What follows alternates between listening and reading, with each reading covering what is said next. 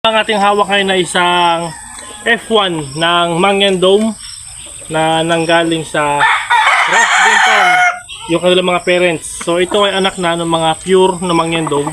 So ito na yung ating F1, dito na naiwan. So ngayong off-season mga kalahi ay magsasalang tayo para pang materyales. So sa mga gusto na mag-avail ng magiging anak ito ay brother-sister mating. So ito ay yung ating broodstag, gagamitin ulit.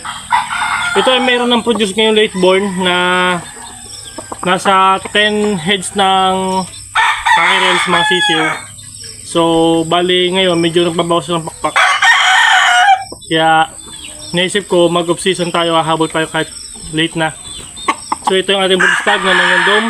Sa mga gusto mag-avail nitong magiging anak nito, medyo may presyo nga lang mga kalahi kasi talagang brother-sister mating. Sa gusto mag-avail, yan. Mag-update ako sa ating Facebook dito sa JC Enrico Game Paul saka sa Kalahi Game Paul.